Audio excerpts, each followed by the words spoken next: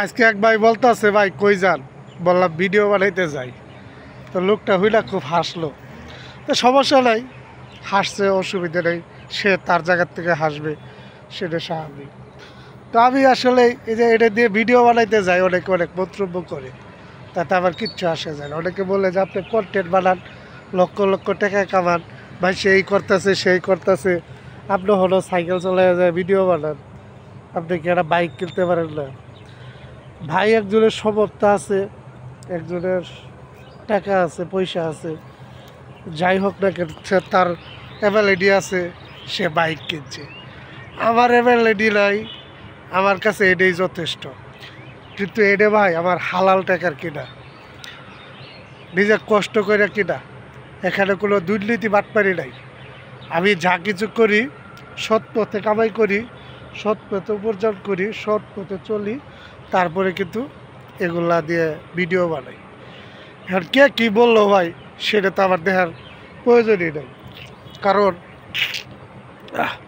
প্রচণ্ড শরীরটা অসুস্থ, তারপরেও আপনাদের মাঝে ভিডিও বানাইতে আসি। কারণ ফেসবুকে অ্যাক্টিভ না থাকলেও আমার সমস্যা। তবে ফেসবুকে কি পাইলাম আর না পাইলাম সেটা বড় কথা না, সেটা আমি দেখতাছি না। আমি দেখতাছি আপনাদের ভালোবাসা, আপনারা যে আমাকে সাপোর্ট করেন, এটা আমার কাছে অনেক ভালোবাসা, অনেক কিছু পাওয়া মনে হয় আমার জীবনে। কারণ টাকা পয়সা দিয়ে সব কিছু পাওয়া যায় না। টাকা যদি মানুষের সুখের কারণ হইতো, তাহলে দেখেন কোটিপতি রাত্রে ঘুম নাই, অথচ আরেক বেলা একবেলা 3 বেলা খাবার পায় না, একবেলাও খাবার পায় না একটা দিনের ভিতরে, রাস্তায় রিট মাথায় দিয়ে সে এমনভাবে শুয়ে থাকে, তার ডাইকা উঠানো যায় না। কিন্তু তার ভিতরে একটা শান্তি আছে। তো টেকায় মানুষের সুখের মূল না, টেকায় মানুষের সব কিছু না। সেই জন্যই বলি কি, সৎ পথে 1 টাকাও যদি কামাই করেন, ওটা আপনার লক্ষ টাকার মতো। এই জন্যেই আমাকে কে কী বললো সেটা আমি কখনো ভাবিও না, আর আমি পিছু ফিরে লুকও না। আমি নিজের থেকে সব কিছু করার চেষ্টা করি, নিজে যতটা বুঝি, নিজে যতটা জানি, সেগুলোই মানুষের মাঝে তুলে ধরি। আর সবসময় আপনারা আমার জন্য দোয়া করবেন, আমি যেন সৎ পথে চলতে পারি এবং মানুষের মাঝে সবসময় নিজের যা আছে তাই নিয়ে যেন গর্ব করতে পারি। কারণ আমার একটা শার্ট আছে, এটি আলহামদুলিল্লাহ আমার কাছে অনেক কিছু। আরেকজনের গাড়ি আছে, বাড়ি আছে, ওটা আমার কাছে কিছু না, কারণ ওটা আমার না।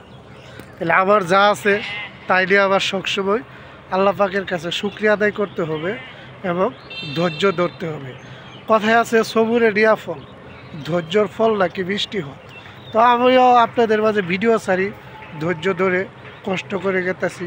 কোনো একদিন যদি আল্লাহ পাক আমাকে সফলতা পাওয়ার মতো তৌফিক দেয়, আর আপনারা যদি আমার ভিডিওগুলো শেয়ার করেন বা দেখেন, তাহলে হয়তো আমার দ্বারা সম্ভব আপনাদের মাঝে আরও ভালো কিছু দেওয়ার জন্য। তাও সবাই আমার জন্য দোয়া করবেন।